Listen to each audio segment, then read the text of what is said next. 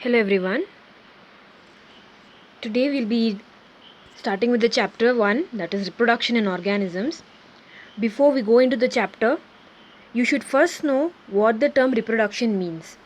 Just go back, recall to your first PUC portion where you have come across the term reproduction.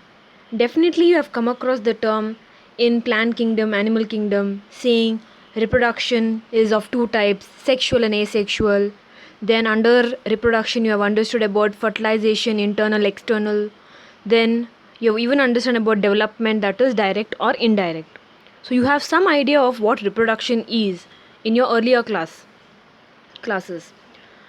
So coming to the chapter, giving you a better view, overall view in general. So you just know about the overall view already. I'm trying to give here in detail, and that is what we explain in your second PUC. Linking to your first PUC topics, you are going to study in detail in your second PUC. So let us begin. The questions like what, when, why, how, all that you'll be studying about reproduction in this chapter. Okay. Starting with the question, what is reproduction? So reproduction, you can just split the word reproducing. It's nothing but there was an organism that was already produced and is again reproducing. So that's it. The word is reproduction, that is production of young ones or new individuals. So to give you a better clarity what the reproduction is, we are starting with the lowest to most organism. You have come across about cell division in your previous earlier classes in first PUC. So the cell division acts like the mode of reproduction here. Just watch the video. You find a paramecium cell, it's dividing. You can find the nucleus dividing, micro and macronucleus. And then finally it separates into two daughter cells, two new cells. These new cells are called as daughter cells. So you've got the idea how one cell that was already produced is dividing and reproducing new daughter cells. Why is the reproduction required? Why is it necessary? So the answer is over here. First one, there is continuity of species. Only if reproduction occurs, a generation can be formed. One generation can create another generation. So then only the life will exist. That links to your second point, existence of life on earth. Definitely, it's both connected here. Then the third point, maintenance of its race. You might have seen a population can be maintained only through a proper reproduction rate. What if the reproduction rate becomes low?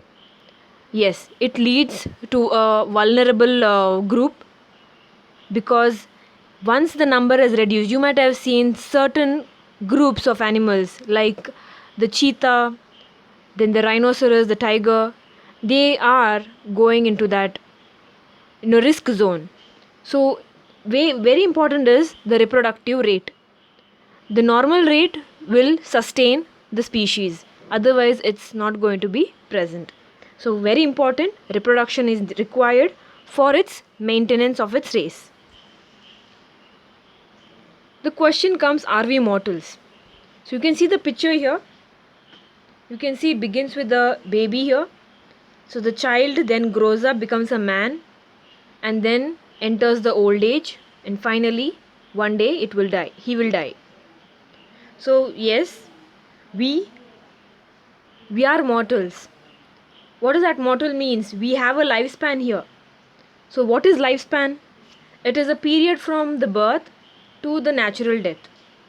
Okay, so very important 1 mark question. Without any delay, I'm going forward with a group of animals. Different animals are here listed. This is a picture taken from the textbook. From here you can identify there are certain lifespans mentioned. In your textbook there are blank spaces. Those who do not have the textbook, you can note it down. This is only for the exam, for CET point of view, not for exam. But there could be chances of, they can ask that for 1 mark. So you be ready for anything. But this is not a very important question. Let us go for the expected lifespans of different organisms. Let's start with the animals. I start comparing with the elephant and the dog. Elephant with the huge body has a lifespan of 50 to 70 years, whereas the dog has a lifespan of 12 to 22 years. So if you just compare, the elephant has a huge lifespan, so is its body. Similarly, you have to check with the size of the dog. The dog size, the body size is lower, small, and if you see the lifespan, it is comparatively less compared to the elephant. So please remember, I've just brought a connection between the size of the body and the lifespan. Later we will discuss whether it does it have any connection, or does it have or it doesn't have. Okay, so it's just for comparison. You will come to know whether it has any connection or not. Let me go to the next example, that is the butterfly and the fruit fly. Butterfly, you can find here, it's already given 1 to 2 weeks. Fruit fly, let me give you an example. You might have seen when you touch the fruits, a swarm of flies just get up in slow motion. So those are nothing but your fruit flies. So here the lifespan is 9 to 30 days, and butterfly 1 to 2 weeks. So difference, you can see the weeks and days. Again here the butterfly is bigger in size, fruit fly is smaller in size. Okay, I've just brought the size just for a later discussion. Does it have any connection or not? Does it have any connection with the lifespan or not? Okay, so let me just go to the next comparison, that is the crow and the parrot. You can see they are almost the same size, but see the difference in the lifespan. Crow is 15 years and the parrot is 140 years. This indicates what? Does the body size matter with the lifespan? Yes, the answer is no. It does not have any connection with the lifespan. So that's why I had just brought a comparison. Never think huge body, huge life. Never think like that. So it is based on how the body is adapted to the environment, how the internal physiology is adapted to the environment, how it can reproduce, how it can maintain its race. It's all about that. So based on the adaptability and the adjustment in the environment. We'll go to the next comparison, that is the cow and the horse. So cow is heftier, which has a lifespan of 22 years, and the horse is 40 years of lifespan, but it is stronger. Again, I just brought a comparison, but that comparison does not have any connection with the lifespan. It's all based on their adaptability. Okay, so let me go to the next example, crocodile and the tortoise. See over here, it is 60 years. Crocodile is 60 years. Look at the body size, it is bigger. But the tortoise, you find the body size is smaller, but it has huge lifespan. So now it is totally opposite. Okay, now it clearly indicates, even though the body is big, the lifespan comparatively with the tortoise, it is lesser. So crocodile is 60 years, it is less lifespan, but body size is bigger than the tortoise. Okay, next we will go for the plant examples. You can see here the rice plant, it is given 3 to 7 months, banyan tree for 200 years. Similarly, you have your rose plant for above 100 years, and the banana tree 2 to 3 years. So you got the idea. Just remember, this is not for the exam point of view, it is only for CET or NEET point of view.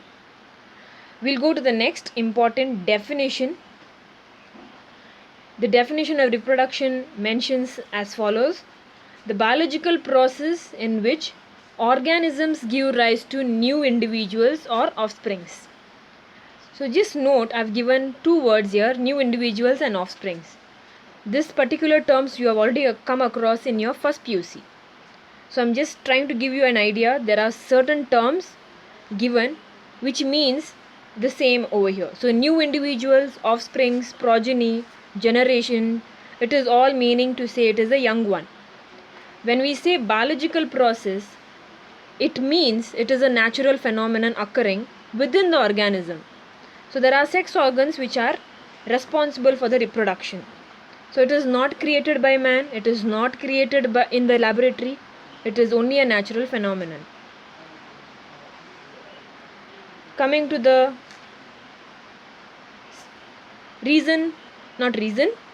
the feature of this offsprings, how will it next live in the planet?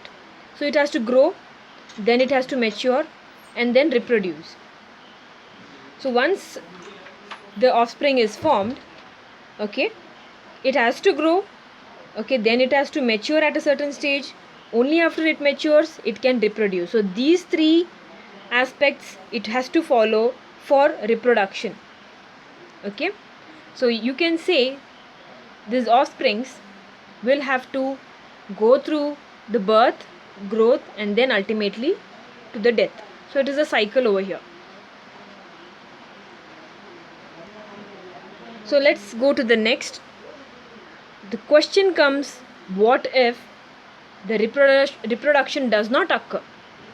So any guess? Yes, it leads to extinction. So what do we mean by extinction? A complete elimination of those species, of that race. As I told before, if there is no continuity of species, there is definitely less population. Ultimately they'll be slowly eliminated from the world, from the planet, and those species will no longer live. For example, you have your Asiatic cheetah, the dodo. So certain examples are there which makes you recall back that they are no longer existing. Recalling the Asiatic cheetah, remember Asiatic cheetah is extinct, whereas African cheetah is still alive. They are still present in numbers. Okay, so here I just wanted to give you an idea, just to attract you. Are these species which you can see in the comic, they are existing or not? So you can easily make out those where once upon a time existed, now they don't. So it is mainly because of, so there are many reasons, like meteorite fall, or there was all volcanic eruption, there were different natural calamities that caused the mass destruction or mass elimination. So that led to the extinction. See, these dinosaurs, mammoths, and the old your ape men, all these don't exist now. It is because the reproduction rate was low in dinosaurs and those mammoths. That led to the decline in the population. So ultimately it was eliminated. Even remember, you will come to know over here, I've given here how they reproduce. So it is based on how they have evolved their mechanism. Okay, so how they are adjusted to the environment, that is the cause behind it. So these particular animals could not survive. It is because they couldn't adapt to the new environment. Hence their reproduction was less or low. That ultimately led to the extinction. Okay, the significance which you can compare with your why it is necessary. Of course, the same thing comes, the points. Continuation or continuity of species, generation after generation. So one generation is formed, this generation is responsible to produce the next generation. So that's how it is continued. Then there is your genetic variation and inheritance. And then recall the necessities, that's what I said. You have to go back to the slide where I had shown why it is necessary to add on more points.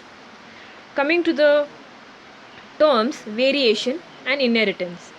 So when you know your parents, you have your mom, dad, grandparents, are you similar to your parents? There is definitely certain variations. There's no chances like I'm the ditto copy of the parent. No, it's never. Okay, only looks will be given, but not from the top to bottom. If you go on checking, there is definite variations. You can clearly find out the variations.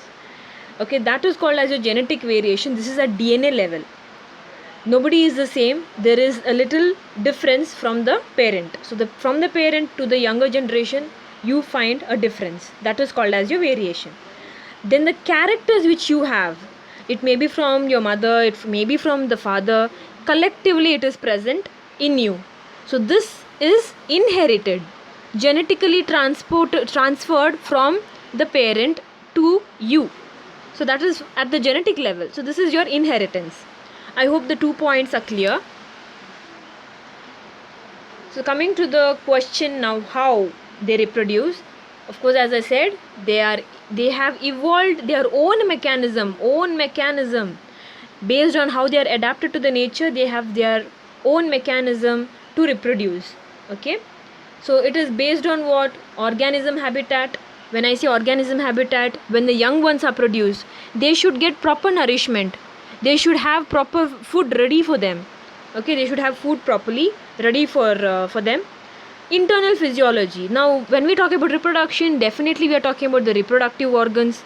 The physiology, when we say the adaptability, the body functioning, whether they are normally functioning or not. So all that matters there. Then other factors like your environmental factors, it could be your sunlight, temperature, humidity, all that can be a factor there. So I hope you have understood about how they reproduce in general. So just giving the categories now for the reproduction. So based on the participation of one or two organisms, we have classified reproduction into 2 categories, that is asexual reproduction and sexual reproduction. So asexual reproduction, remember, it is single parent. It may or may not be having the gamete. So remember, look at the sentence here. Offsprings produced by single parent with or without involvement of gamete formation. Remember, it is single parent. There is no 2 parents here, only single.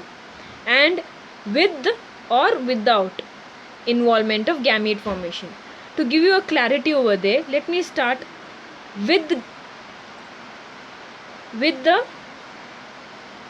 gamete formation. Let me try to give you the example of that. The example is right here, the parthenogenesis, which gives the example how drones are formed. Drones are nothing but the male honeybees. So to give you a better clarity, single parent with gametes is parthenogenesis. You will get the idea here. So you all know about the queen. So social being, the social life of the honeybees, if you understand, you have the queen who can produce eggs. You have workers who protect the egg and nurture the young ones, and you have drones who are outside the hive and are only for mating. So here the queen lays the eggs, okay, and the queen has the right to decide whether to fertilize it or not. So imagine this is the female egg, and if it is not fertilized with the sperm, then it develops into the male honeybee, which is called as the drone. If the female decides to fuse the sperm with the egg, then it develops into the female. So now if you just think where the involvement of gamete is there in both the places. Where is the fusion of gamete? Only in this place. Fusion is here. So I can't write it here. So fusion is here, but here there is no fusion. Okay, it is not there. Fusion is not there. So this means the egg, the female egg, is directly developing into the drone. This is called as your parthenogenesis. Remember, development of the unfertilized egg, development of the individual from the unfertilized egg is called as parthenogenesis. I repeat, development of the individual from the unfertilized egg is called parthenogenesis. Now what is explained here? This is fertilization. Here fusion occurs. Okay, here both fusion occurs. Here there is no fusion at all. I hope it is clear. I'm going back. So it's clear now. Single parent, I told about with gamete formation. So parthenogenesis. That is your example, honeybee, the drones, the male honeybees. Now let me explain single parent without the gamete formation. That is your bulb, your onion bulb. I hope you all know about onion bulb. Then there is potato, then ginger. You can take that directly and place it on the soil. It will grow into a new individual. It doesn't have any gamete, so it is without the gamete. It is single parent, definitely. So all your potato, onion, all these are single parent. There is no gamete inside it, and it directly produces into a new plant. I hope the idea is clear now. The idea of with or without gamete formation, how that single parent produces the offspring. Now we'll understand the sexual reproduction. So it is produced by two organisms of opposite sex. When I say opposite sex, male and female. And remember, there is fusion of gametes. So again, going to your idea, there is your female gamete, there is your male gamete, and they both fuse to form. Here in case of honeybees, I've told when if the queen decides to fertilize the egg, it will develop into female. So this is your fertilization process. So this fertilization process is sexual. Parthenogenesis is asexual. Got the idea? This is parthenogenesis, asexual reproduction. Sexual reproduction, fertilization. So I hope the clarity is given there between sexual and asexual. So here for the examples, your animals, plants, all that come over there. Okay, so we are done over here. I want you all to answer these questions. The marks is already shown there. How much is the marks? Answer by referring or by you can either refer or you can even see the other books, or whatever you've understood you can write in your own words.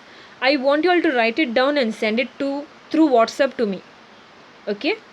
Yes, thank you.